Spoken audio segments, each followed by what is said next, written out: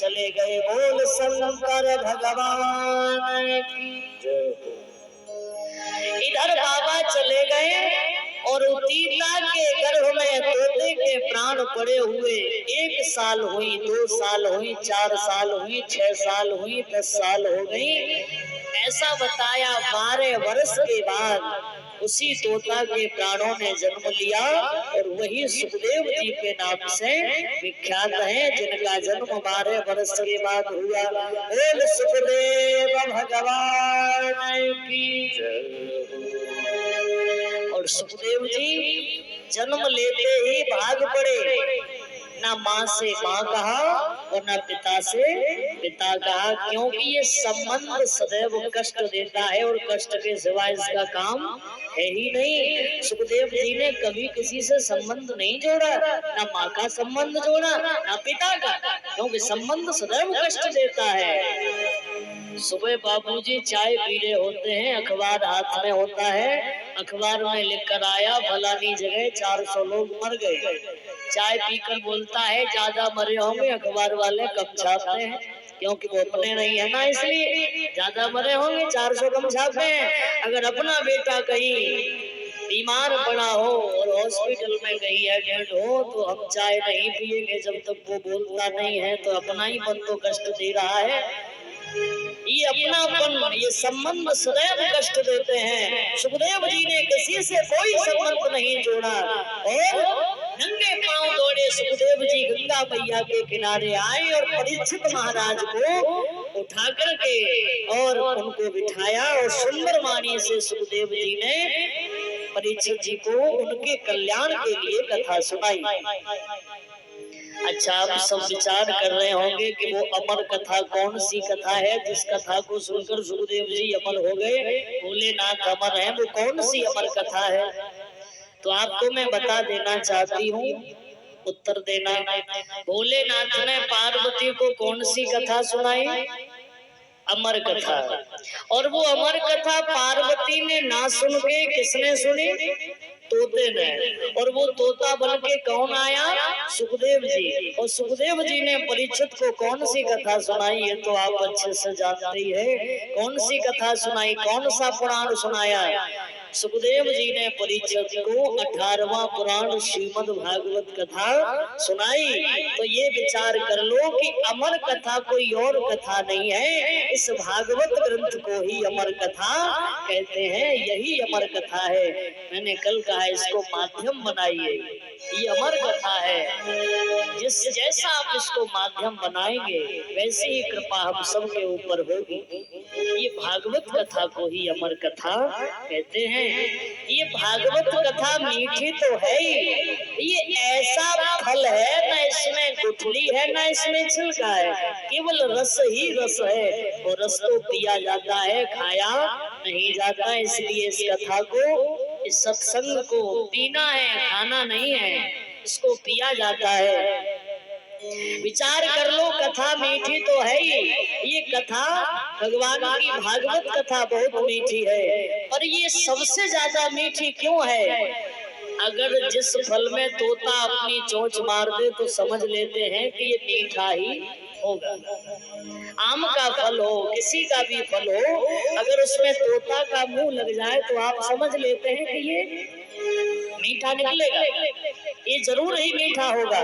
तो ये कथा मीठी तो है ही, पर सुखदेव जी के मुखार बिंदु से निकली है, सुख तोते को कहते हैं। और सुखदेव जी नाम इसीलिए उनका पड़ा कि वो पूर्व जन्म में तोता थे, इसीलिए सुखदेव जी के मुखार बिंदु से ये कथा निकली है। तो ये कथा और सुंदर है और मीठी है। बोल भागवत महापुराण जय।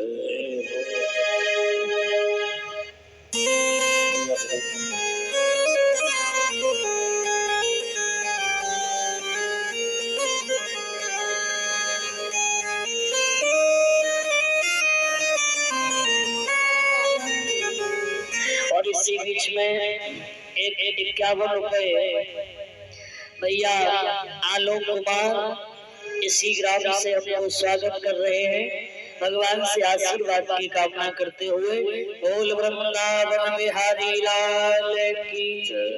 जय जय श्री सुखदेव जी महाराज सुंदर वाणी से राजा परीक्षित को भगवान की कथा श्रवण करा रहे हैं। आइए अब सुखदेव जी परीक्षित जी को क्या कथा सुनाएंगे और अब यहाँ से आगे का जो प्रसंग होगा वो कल के पावन समय में आप सभी को सुनाया जाएगा। और मैं आप सबसे निवेदन करूं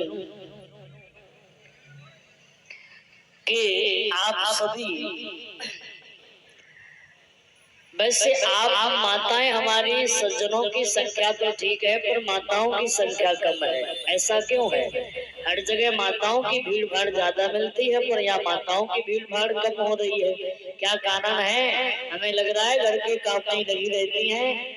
कथा सुन लो, ये काम धाम जीवन का रोग है। कल की कथा में बड़ी सुंदर कथा है, षष्ठी वर्णन होगा। कल की कथा में भोलेनाथ का विवाह पार्वती जी से होगा, कन्यादान होगा तो दक्षिणा लेकर आना अपने अपने साथ। और कल की कथा में भगवान के परम भक्त ध्रुव जी का पावन प्रसंग होगा। कल की कथा और सुंदर है क्योंकि सुखदेव जी के माध्यम से कल राजा परीक्षित को कथा सुनाई जाएगी। तो कल की कथाएं और सुंदर है, थोड़ा और बढ़ चढ़ के भीड़ में पधारो, ज्यादा से ज्यादा कल से आप सब आइए, भगवान की कथा का आनंद ले। कभी गर्मी कभी सर्दी, ये तो कुदरत के नजारे हैं और प्यासे तो वो भी रह जाते हैं जो गंगा के किनारे हैं। हंस खेल वक्त कट जाएगो और को कितनो रम जाएगो, ये भरोसा नहीं। इसलिए ठाकुर जी मौका दे रहे हैं, बढ़ चढ़ के आनंद लीजिए, कथा सुनो और जीवन को कृतार्थमय बनाइए। बोल राधा रमण भगवान की।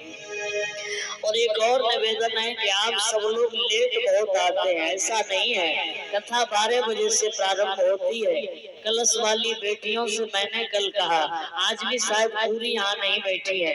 कलश लिया ही क्यों था जब टाइम ही नहीं था? तो ऐसा नहीं होता है कि कलश रख लिया आराम से घर पे आराम से बैठी, ऐसा नहीं होता। कलश लिया है तो उसका पूरा समय देना पड़ता है, क्योंकि कलश में 33 कोटि देवताओं का वास होता है, जिसे आप सिर पे रख के सारे नगर की परिक्रमा करी है। इसलिए ऐसा नहीं है कि कलश रख लिया आराम से काम धाम में लगे। आपको तो जहाँ पर आना ही आना है, इसलिए कल से सभी 12 बजे यहाँ उपस्थित हो, जल्दी काम काज करके। अब ऐसा नहीं कि हम पहले आ जाए और बाद में तुम 4 बजे तक आते रहो। राजा का इंतजार प्रजा करती है, पर राजा प्रजा का इंतजार, पर हमें तुम्हारा इंतजार यहाँ करना पड़ता है। चलो भाई कर लेंगे, पर थोड़ी कोशिश कर लो, तुम जल्दी आने का प्रयास किया करो। ठीक 12 बजे कल सभी पधारिए और भगवान की सुंदर कथा, कल की कथा और सुंदर है। बोल वृंदावन बिहारी लाल की। आ जाइए अब सभी अपने अपने जगह पर खड़े हो जाएं और आरती का समय पूर्णता की ओर है। 5 बजने जा रहे हैं। समय का विशेष ध्यान रखिए, समय को भूल गए तो कुछ नहीं मिलने वाला, इसलिए समय का विशेष ध्यान रखें। और आइए परीक्षित महाराज मिलकर बोलिए राधे राधे। कल मैंने कहा ये वृंदावन है, राधे राधे कहना नहीं भूलना, जोर से बोलो राधे राधे, और जोर से बोलिए राधे राधे। बोल राधे रानी सरकार की। आइए आरती की तैयारी करें। परीक्षित महाराज और ठाकुर जी का भोग लगाए, उसके बाद में आरती और प्रसाद लेकर अपने अपने घर जाइए। शाम को कीर्तन भजन करने जरूर आया करें पंडाल में। बोल राधा रमण भगवान की। ओ बिलखती छोड़ गयो रे सांवरिया, अकेली छोड़ गयो रे सांवरिया,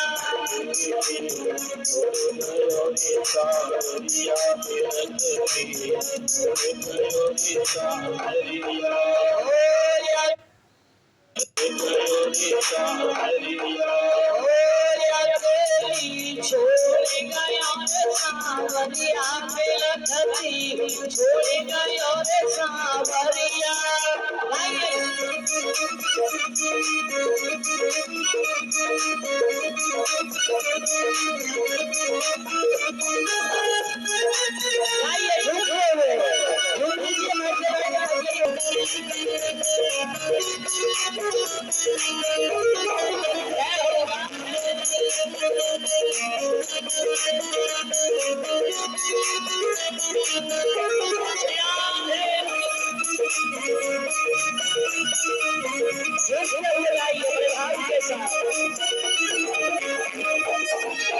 अरे गैया डोले भूखी प्यासी,